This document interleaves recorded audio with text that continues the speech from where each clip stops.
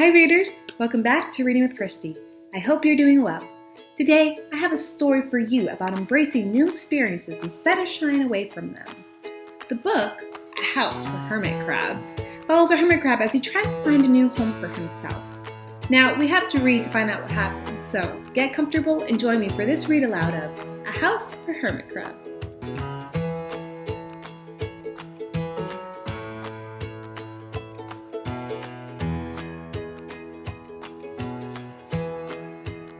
Time to move, said Hermit Crab one day in January. I've grown too big for this little shell. He had felt safe and snug in his shell, but now it was too snug. Hermit Crab stepped out of the shell and onto the floor of the ocean. But it was frightening out in the open sea without a shell to hide in. What if a big fish comes along and attacks me, he thought. I must find a new house soon. Early in February, Hermit Crab found just the house he was looking for. It was a big shell and strong. He moved right in, wiggling and waggling about inside to see how it felt. It felt just right. But it looked so plain, thought Hermit Crab. In March, Hermit Crab met some sea anemones. They swayed gently back and forth in the water. How beautiful you are, said Hermit Crab. Would one of you be willing to come and live on my house? It is so plain, it needs you. I'll come, whispered a small sea anemone. Gently, Hermit Crab picked it up with his claw and put it on his shell. In April, Hermit Crab passed a flock of starfish, moving slowly along the sea floor. How handsome you are, said Hermit Crab. Would one of you be willing to decorate my house? I would, signaled the little sea star. Carefully, Hermit Crab picked it up with his claw and put it on his house. In May, Hermit Crab discovered some coral. They were hard and didn't move. How pretty you are, said Hermit Crab. Would one of you be willing to help make my house more beautiful? I would, creaked a crusty coral. Gingerly, Hermit Crab picked it up with his claw and placed it on his shell. In June, Hermit Crab came to a group of snails crawling over a rock on the ocean floor. They grazed as they went, picking up algae and bits of debris and leaving a neat path behind them. How tidy and hard-working you are, said Hermit Crab. Would one of you be willing to come and help clean my house? I would, offered one of the snails.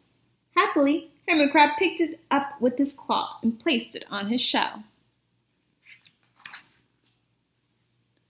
In July, Hermit Crab came upon several sea urchins. They had sharp, prickly needles.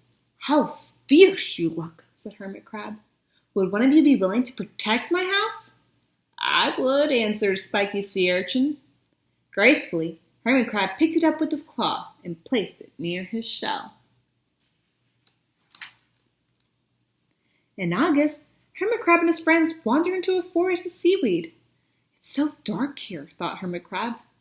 How deep it is, murmured the sea anemone. How gloomy it is, whispered the starfish. How murky it is, complained the coral. I can't see, said the snail. It's like nighttime, cried the sea urchin. In September, Hermit Crab spotted a school of lanternfish darting through the dark water. How bright you are, said Hermit Crab. Would one of you be willing to light up our house? I would, replied one lanternfish, and swam over near the shell.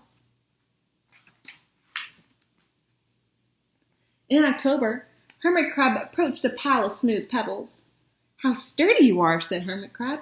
Would you mind if I rearranged you? Not at all, answered the pebbles. Hermit Crab picked them up one by one with his claw and built a wall around his shell. Now, my house is perfect, cheered Hermit Crab.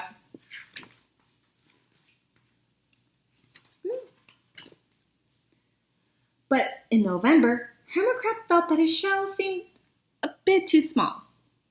Little by little, over the year, Hermit Crab had grown. Soon, he would have to find another bigger home. But he had come to love his friends, the sea anemone, the starfish, the coral, the sea urchin, the snail, and the lionfish, and even the smooth pebbles. They have been so good to me, thought Hermit Crab. They are like a family. How can I ever leave them? In December, a smaller hermit crab passed by. I have outgrown my shell, she said. Would you know a place for me?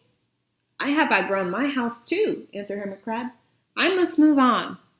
You are welcome to live here, but you must promise to be good to my friends.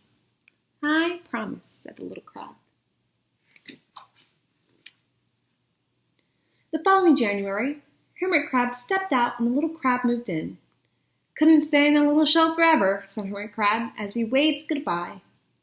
The ocean floor looked wider than he remembered, but Hermit Crab wasn't afraid. Soon he spied the perfect house, a big empty shell. It looked, well, a little plain, but... Sponges, he thought, barnacles, clownfish, sand dollars, electric eels. Oh, there's so many possibilities, I just can't wait to get started. The end. Thankfully, our hermit crab friend found a house that he wanted to live in. But just like the hermit crab, we cannot be afraid of change. This serves as a great reminder to make the best out of all situations and use them for opportunities to grow.